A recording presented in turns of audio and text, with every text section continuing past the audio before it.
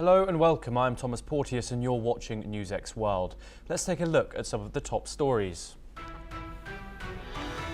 2 firefighters are dead after gunmen ambushed crews battling a wildfire in Kootenai City in Idaho, USA, Sheriff Robert Norris says. Law enforcement exchanges gunfire with shooters as sniper fire continues and civilians are evacuated from the mountainside. Iran says it poses no threat to the IAEA chief Rafael Grossi or inspectors after a hardline domestic paper called for his execution as a spy. Tehran's UN ambassador said the inspectors are in safe conditions and dismissed any suggestion of danger. Israeli Prime Minister Benjamin Netanyahu says war with Iran has opened opportunities to free hostages held by Hamas as Gaza strikes kill over 30 in the last 24 hours.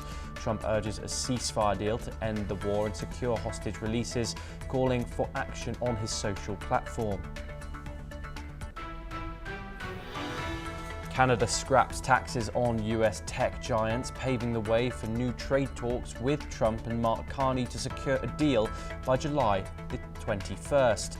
Ottawa says the move aims to repair ties after Trump halted talks in retaliation over the disputed tax.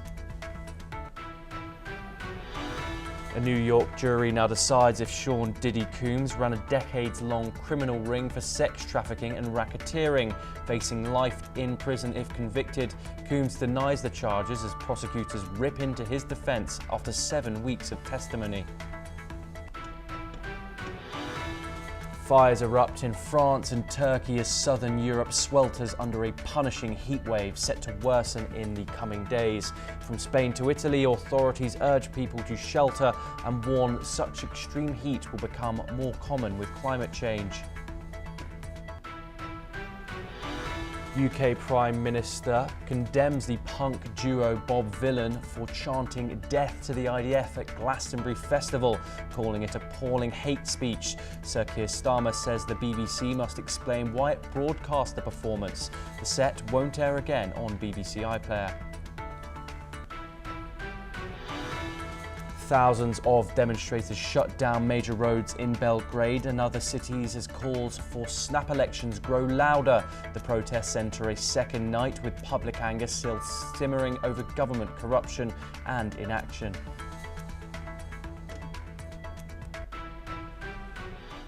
Trade talks between Canada and the United States are back on after Ottawa agreed to scrap a controversial tax on US tech giants. The digital service tax introduced last year targeted global platforms like Google, Amazon and Meta, imposing a 3% levy on digital sales in Canada. It was expected to generate over $4 billion in 5 years. But that tax threatened to cost American tech firms billions, with a major payment due on June the 30th. In response, President Trump had called off trade talks last Friday and threatened new tariffs on Canadian goods within a week. Now, in a bid to de-escalate, Canada says it will rescind the tax. Finance ministers Francois-Philippe Champagne confirmed the decision on Sunday, calling it a step towards a new and comprehensive trade deal. The Canadian government says Trump and Prime Minister Mark Carney have agreed to resume talks with the target date of July the 21st for a final agreement. There's been no official comment yet from the White House or from President Trump. While Canada has avoided some of the broadest tariffs Trump has slapped on other countries, it still faces a separate trade regime. Since his return to the White House in January, Trump has raised duties on imports of steel, aluminium and autos, and Canada remains America's top foreign supplier in that sector. The latest shift in policy could open a new door, but all eyes are now on whether the two sides can meet that July deadline. We're now joined by our guest, Shruti Dasgupta, who's a foreign affairs expert. She joins us live from New Delhi. Shruti, thank you very much for joining us on the programme. Shruti, how does this climb down on the digital tax reflect Prime Minister Mark Carney's leadership style compared to his predecessors. Obviously, we saw that massive and unprecedented election win from Mark Carney at the head of the Liberal Party. What are your views on him stepping back on this tax? Is he in a way conceding to his hardline stance on Trump? Greetings, Thomas. It's very simple for me. Mark Carney was always brought in to ensure that the economy of Canada continues to flourish despite the aggressive posturing that is coming from US under the Trump regime. He won basically on the premise that he would ensure that the talking table stays in place. He replaced Trudeau as the candidate. Trudeau lost popularity in his own party because of his hardline stance and his aggressive chest thumping against Trump and its regime. They are natural, the two nations, US and Canada, are natural trading partners, and they do whatever happens between the two of them affects the global economies. So when you go head to head with each other, they kind of impact the markets all over the world. Mark Carney was brought in as a sane voice who would support Canadian economy as well as find the middle path with Trump and his administration. So he has been taking steps for the same throughout. He has been making sure that he is working towards the growth of Canada. So this is not, I would not look at it as if buying down or taking the knee to the Canadian, by the Canadian PM to Donald Trump. I would rather look at it as somebody who understands that just plain posturing and sending out heavy messaging does not bring dollars home. Everybody's economy is going through a very tough time, and they need to ensure that they work together or else they'll perish together. So my understanding is that he's taken a very wise step, although it might end up costing Canada a few extra Canadian pounds. Yes, precisely, Shruti. Obviously, we saw Mark Carney campaign on his hardline Trump strategy. Many say that Donald Trump actually won him that election. And then we saw back in May where Carney and Donald Trump had their first direct meeting in the Oval Office. There was nothing but smiles. Is this an early sign that Carney's government is willing to sacrifice domestic policy tools to maintain good relations with Washington now? It's not just a question of good relationship for me. It's a question of making sure that both sides benefit. If you lock horns and you are unable to find the middle path, you both lose. I don't think the US economy can survive without whatever the $1 billion that come through the trade with Canada. The trade deficit that Trump tends to look at is from a very narrow window. There are a lot of trade that happens below it, which does not count towards the US trade deficit in terms of what Trump puts in. The digital service tax that was right now rescinded, it is applicable in many nations. So once this particular action, EU has already put in pause. They were levying a digital service tax, and they have put it on pause, and Carney has followed. So he's basically following through with whatever his particular regime is trying to find common ground with. And I don't think of it as in the negative terms. I don't think it would benefit any Canadian to find themselves on the wrong side of the Trump regime. As far as taxes and trades and tariffs are concerned, Trump has followed a very belligerent my way or the highway. And I don't think Carney ever planned to follow the locking horns method with Trump. It would not prove for anyone. Shruti, let me put this in a different way. We've seen Canada kind of appease Donald Trump prior to this. We saw Canada take initial steps towards security upgrades at its border due to these allegations of fentanyl coming through that northern border. And now can this be moved? Is it really about appeasing Donald Trump's protectionist base and a rollback on this stance? Well, I would look at it as an anti-Trudeau step, because whatever steps Trudeau was taking for this past 2 tenures were definitely unpopular. And Carney is doing things that are almost remarkably very different from what Trudeau was looking at. Whether it is negotiations with India, whether it is putting on border security. So he is making sure that the pulse of the nation that he is representing is well felt.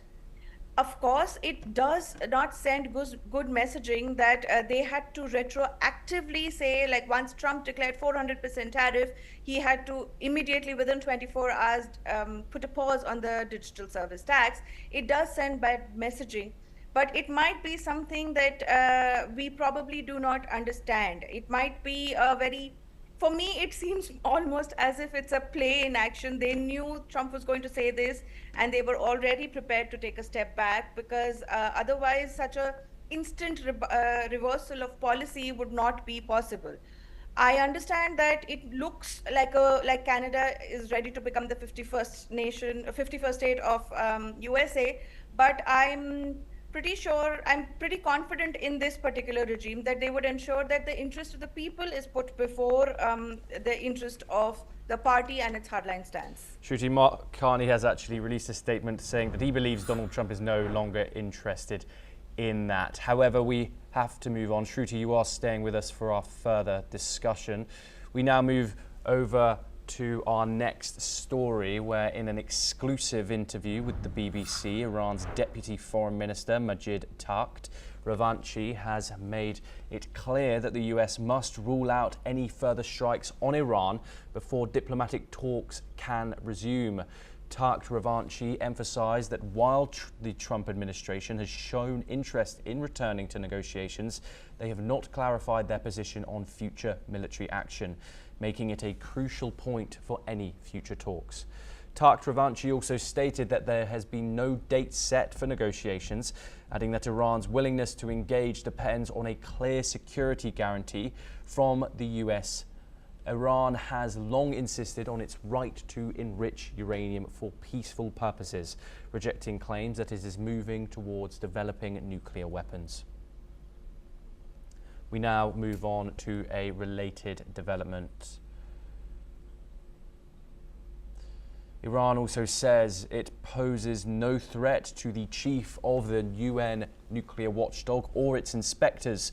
This follows a controversial call from an Iranian ultra-conservative newspaper urging the execution of the IAEA Director General Rafael Grossi. Speaking to CBS, Iran's ambassador to the United Nations, Amir Saeed Irvani, said there is no threat and inspectors remain safe inside Iran. He dismissed the execution demand as not reflecting government policy. This statement comes days after massive US airstrikes on Iran's nuclear sites. The IAEA chief confirmed severe damage to facilities, but warned it was not total. He added Iran still has the capacity to restart if it chooses to. Meanwhile, the Israel-Iran war is reshaping diplomacy across the region. The US Special Envoy to Syria, Tom Barrack, says the conflict has opened a new road for the Middle East. Speaking to Turkish media, Barrack stressed Turkey's future role as central. He urged regional powers to reassess strategies and embrace a fresh path for stability. The US says the time is now for diplomatic reset, and it sees Turkey as a crucial player in the post-war order.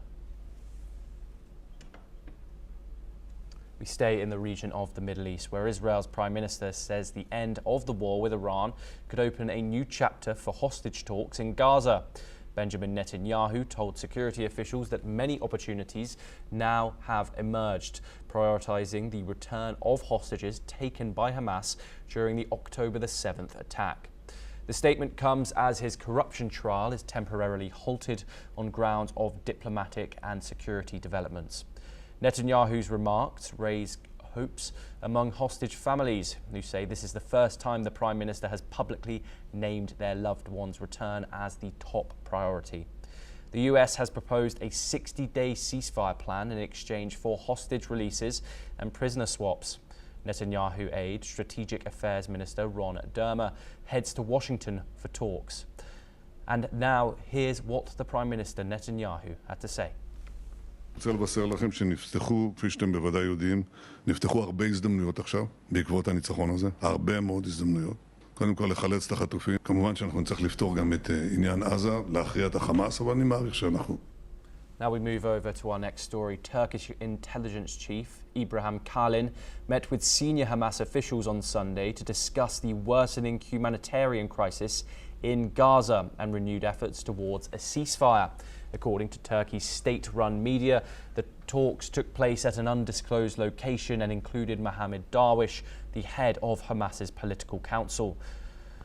Security sources say the discussions focused on the urgent need to get humanitarian aid into the besieged territory, where Israel has blocked food deliveries for more than 2 months, raising international alarms about an impending famine. Turkey has been active in mediation efforts and is pushing for an immediate ceasefire to allow critical supplies into Gaza. The talks also covered the importance of unity among Palestinian factions, with both sides acknowledging that internal consensus is vital during this pivotal moment. The meeting comes just days after US President Donald Trump expressed optimism that a ceasefire could be reached within a week, though previous talks have yielded little concrete progress. Meanwhile, reports from Gaza indicate that some aid deliveries have resumed, but under the supervision of the US security contractor and Israeli forces. Yet access remains limited and dangerous, with Palestinian officials and witnesses reporting that civilians have been killed while attempting to reach food trucks. Now, Egyptian Foreign Minister Badr Abdellati called on international community to recognise Palestinian statehood over the territories of the West Bank, Gaza and East Jerusalem as its capital. He made these remarks during a meeting in Cairo with Christophe Bigot, the EU's special representative for the Middle East peace process. Abdellati stressed that establishing a Palestinian state is crucial for lasting peace and stability in the region. He urged global recognition and the convening of an international conference to resolve the Palestinian issue through peaceful means. His comments follow a similar statement from French Foreign Minister Jean-Noel Barrot, who declared France's commitment to recognising Palestine. Barrot also condemned the recent killings of Palestinian civilians seeking aid in Gaza, calling the actions a disgrace and an affront to human dignity. A French-Saudi conference to rally support for Palestinian statehood had been planned for mid-June, but was postponed due to escalating tensions between Israel and Iran. As the Israel-Iran war redefines the Middle East, new diplomatic openings may be taking shape. The US Special Envoy to Syria says it's time for Damascus and Beirut to seek peace with Israel. In an interview with Turkey's state news agency, Tom Barak said, quote, President Ahmed al-Shara has indicated that he doesn't hate Israel and that he wants peace on that border.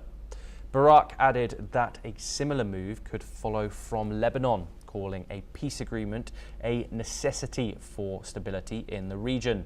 The comments come amid escalating regional tensions and a shift in priorities following the Israel-Iran conflict. The US is now pushing for broader peace deals in the region as war fatigue and security risks continue to mount for all sides. No official responses yet from Syria or Lebanon, but Barak's remarks may signal a round of US-led diplomatic engagements in the weeks ahead.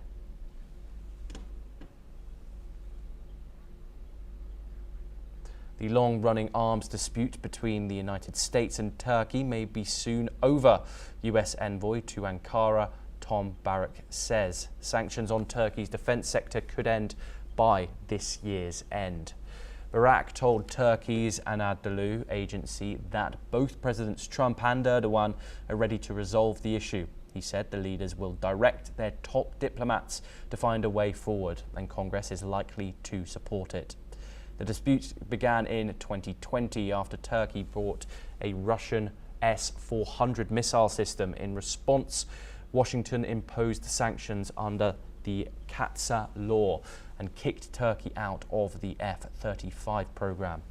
The US said the S-400 could expose sensitive jet data to Russia, but now Barak says it's time to put that aside and look ahead. In recent talks, Erdogan pushed for the sale of F-16 fighter jets and a return to the F-35 project. He also met President Trump at a NATO summit in The Hague, calling for stronger defence ties. Erdogan says a boost in cooperation could raise US-Turkey trade to $100 billion. Turkey is also looking to buy Eurofighter Typhoons to upgrade its air force. Now we move over to the United States, where we have a developing story here.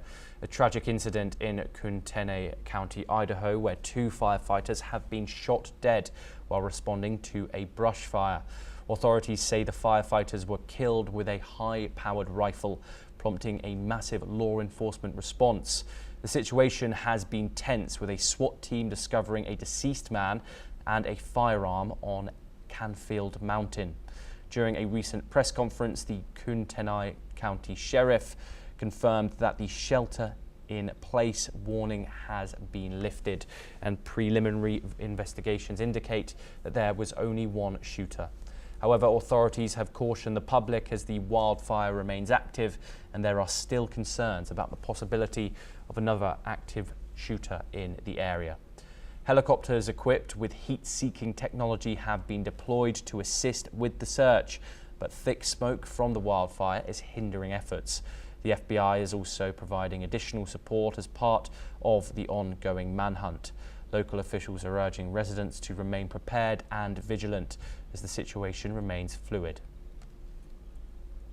We're now joined by our guest Shruti Dasgupta, who is a foreign affairs expert. Shruti, how do you think this attack will change local firefighting efforts and emergency response protocols in rural America, and what kind of challenges do people face in these type of regions and scenarios? Thomas, it's going to be really difficult for firefighters to go out in the field and do their job with complete security of life and limb. They already put their lives on hold when they walk into a fire where everybody else is fleeing. When such a situation occurs, it kind of shakes their faith in the humanity that they're trying to save. And the cost is not just borne by the people of that particular county, but everybody else. The firefighters will no longer have faith in the people that they would like to rescue from the fire that is consuming them. This kind of a incident would, of course, tighten gun norms, scrutiny, and all other rhetorics that are going to follow after this particular shooting incident. I would assume that any kind of fire would then now include digital surveillance of drones, heats, and other things to ensure that the lives of firefighters are no longer a danger. People themselves among the community would look at every fire as a possible source of, I would like to call this terrorism, although that's not directly a cross-border terrorism, but it does terrorize the people that are in that area. So such a kind of incident terrorizes minds and souls and scars the entire community, and every fire will be looked at suspiciously because they would continue to relate to it to an incident where firefighters who went to shut down the fire were in fact facing additional bullet fire. So it's a very difficult situation, and my condolences to the people who have lost their lives and those who are injured. Yes, and Shruti, we see shooting incidents in the United States on a regular basis. Some occur in schools, some in districts throughout the United States. Now we see a shooting on firefighters. How does this reflect the state of America in regards to its gun laws, and how untractable this issue has really become? If I go back in history, Thomas, to why the gun laws were actually allowed in the first place, the right to bear arms came with the Civil War of United States, where the South ceded to the North, and but with the caveat that they would continue to defend their land by the power of the arms that they bear. So removing that would, removing this particular caveat of right to bear arms would lead to larger pushback by the public of America. Although the gun crimes continue to accelerate, I think it would, this is a story that is developing, so we do not know who exactly is this man. There are two particular theories that I know that have been floating around on the social media and the airwaves. One of them is that it's a former US National Guard who has done his tour, who is suspected to have vanished in that area. And he is also allegedly involved in the murder of his own daughters. I believe his name would be Travis Decker. And this is one particular theory that is floating around, unconfirmed, as I might say. The other theory is that it might be an illegal immigrant, an ISIS sleeper cell that was activated after the fatwa issued by the Iranian regime against anybody that threatens the supreme leader. So I'm torn between these two. The fact that the fire was lit to draw in firefighters and then shoot at them shows that it is an establishment kind of an action. And that kind of shows that the public no longer has, a large amount of public in US no longer has faith with the administration and the civil authorities around. And it's a very distressing situation for US to be in. Yes, indeed. I just want to reiterate to our viewers that these are merely theories about the information that we have so far. However, Shruti, what we can't get away from is the fact that this person, whoever has perpetrated this, has been allowed a gun, and should local governments invest more in community mental health outreach to prevent such tragedies happening? There are some mental health checks in place in order to purchase a gun in certain states. Of course, the shooter it's very probable that he did acquire the weapon illegally. However, there are some laxes when it comes to mental health checks in the United States. What are your views when it comes to that in regards to the US gun laws?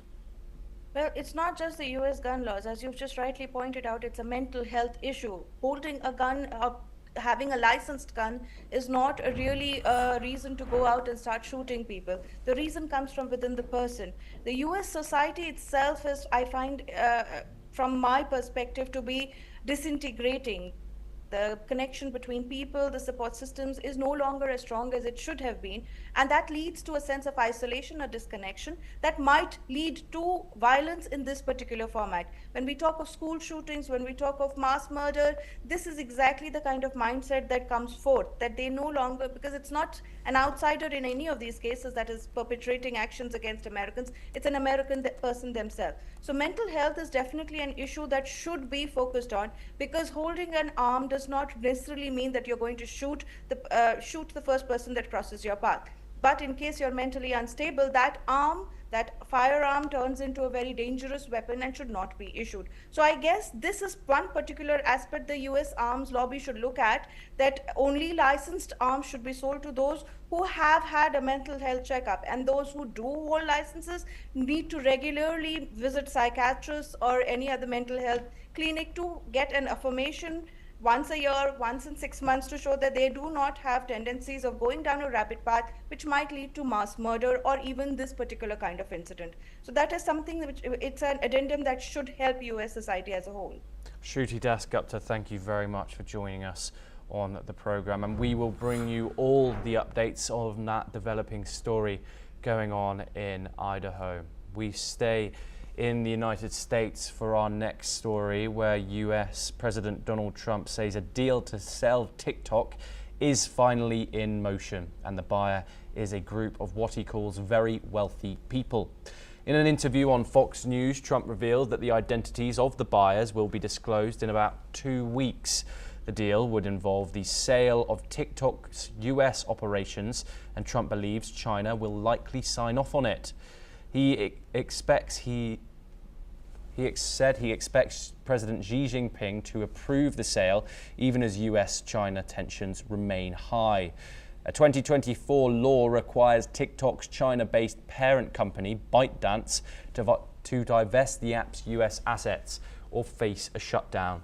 Trump had expected that deadline to September the 17th after earlier threats to ban the app over national security concerns.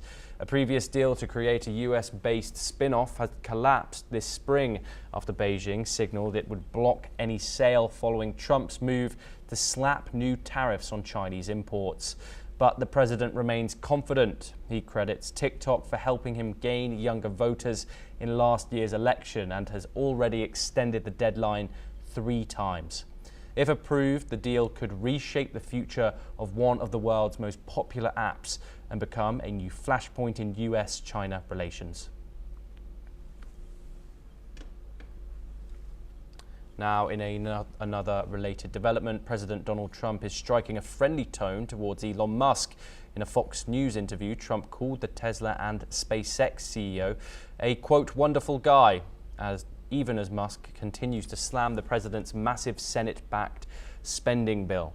Trump said Musk was smart and would do well always, but admitted their relationship had hit a rough patch. The dispute centers on the Big Beautiful Bill, a piece of legislation that Musk has called utterly insane and destructive. On his 54th birthday, Musk took to X to warn that the bill could destroy millions of American jobs and deal a strategic blow to the nation, mainly by slashing environmental investments. He's openly been critical for months, calling the bill a disgusting abomination packed with wasteful spending. Listen in to what Trump has said about the issue. Oh, I mean, I can't tell you that. I hate to say yes. I'd like to say yes, but the problem is if we're 2 days late or 5 days late, everybody says, oh, he had a tremendous failure. Whatever it is, as long as we have it. It's very important. If we don't have it, there's a 68% tax in. The tensions spiked earlier this month when Musk shared, then deleted, a post linking Trump to Jeffrey Epstein. Trump called the move inappropriate, but didn't escalate. Still, Trump's remarks suggest he's keen to keep the door open despite Musk's sharp criticism and their clear differences over policy.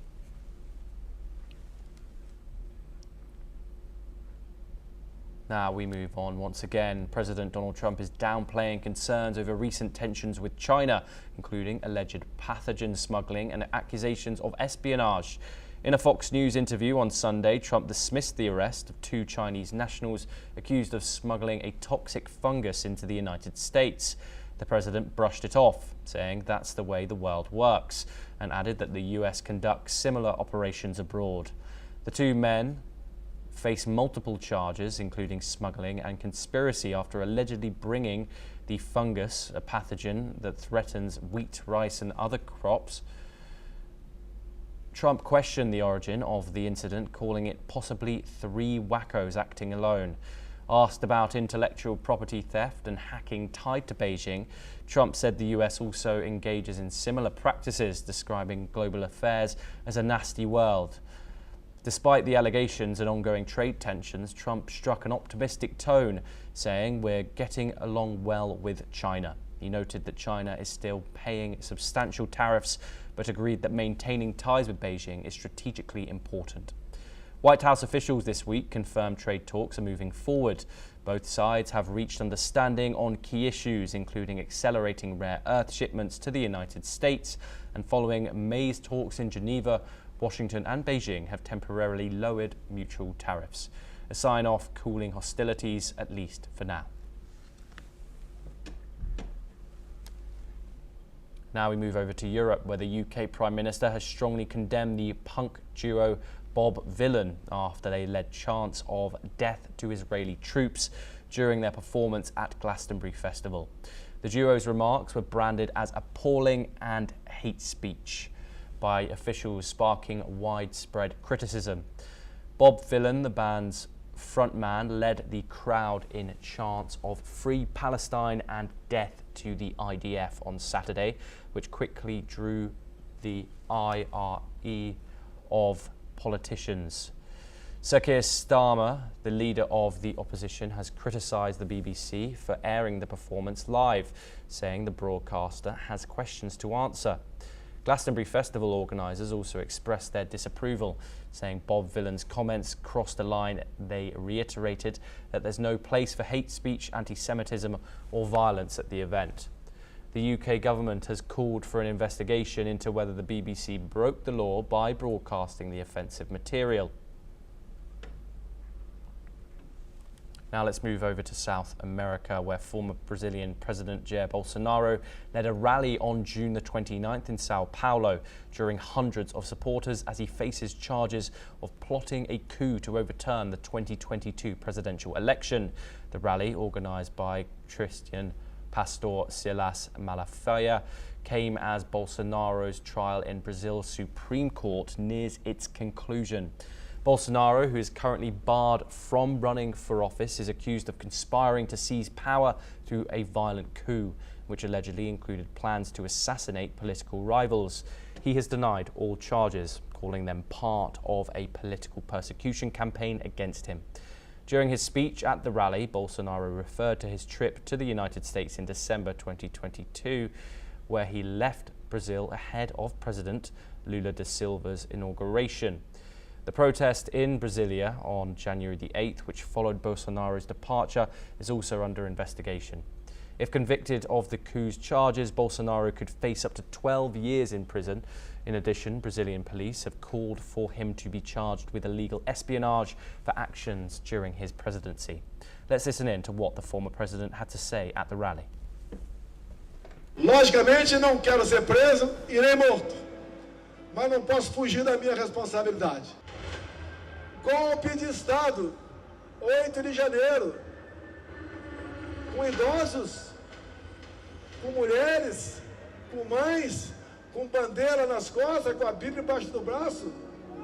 Golpe se dá com forças armadas, com armamento. Now we move over to South Asia, where flash floods have killed torrential rains have killed at least 45 people across Pakistan in the last few days. Monsoon season has arrived with deadly force, hitting multiple provinces hard. The worst hit is Khyber Pakhtunkhwa, bordering with Afghanistan. Officials confirm 21 people have died there. 10 of them have been children. 14 victims died in Swat Valley after a flash flood swept away families along a riverbank.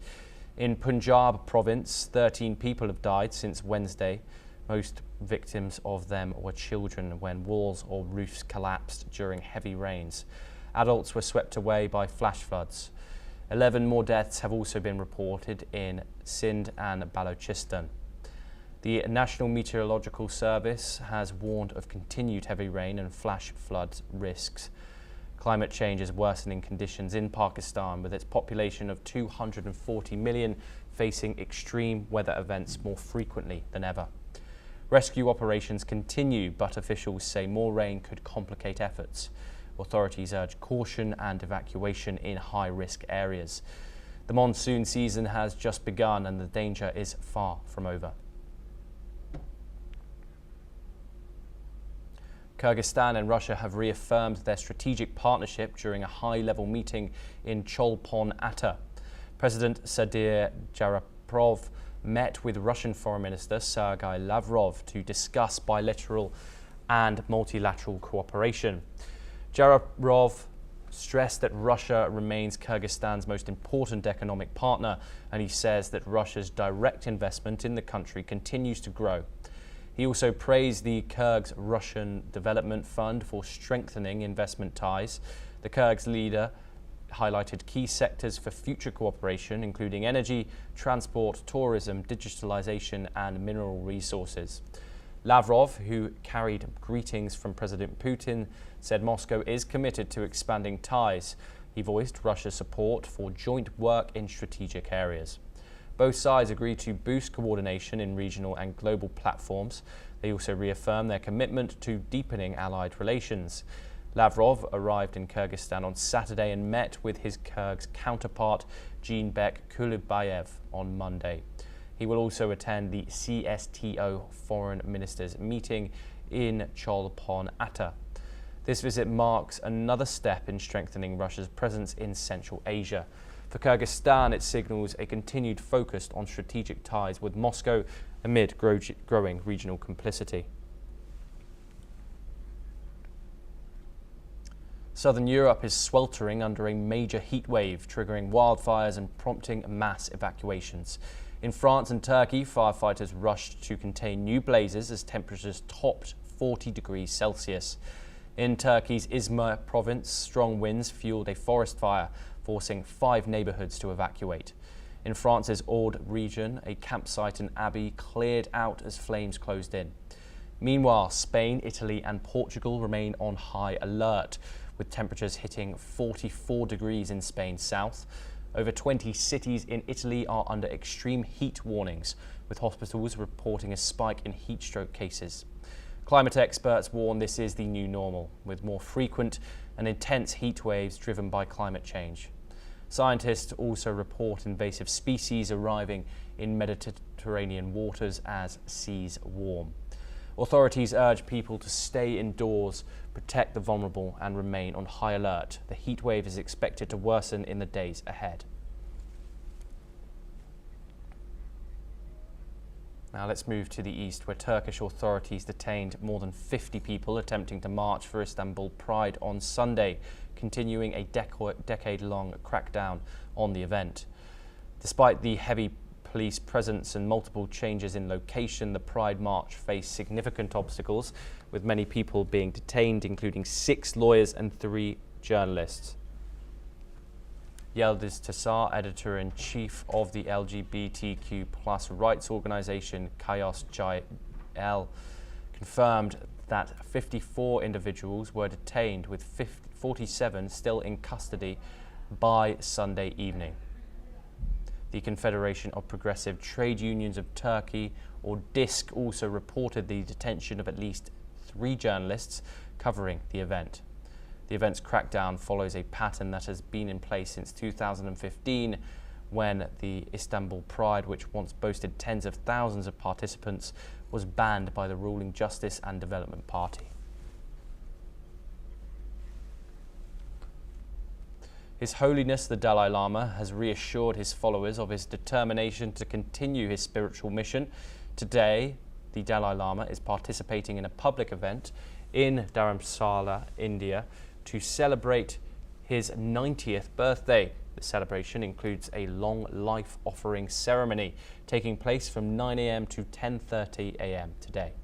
Thousands of followers are expected to join the ceremony, marking a significant milestone in the Dalai Lama's life and spiritual journey. During the ceremony, His Holiness expressed his gratitude for the continued support of his followers worldwide, reinforcing his commitment to the promotion of human values, compassion and also peace. The occasion also celebrates his long and impactful life of service to humanity. Well, that is all we have time for, and we will continue to bring you more news updates from around the world. Thank you.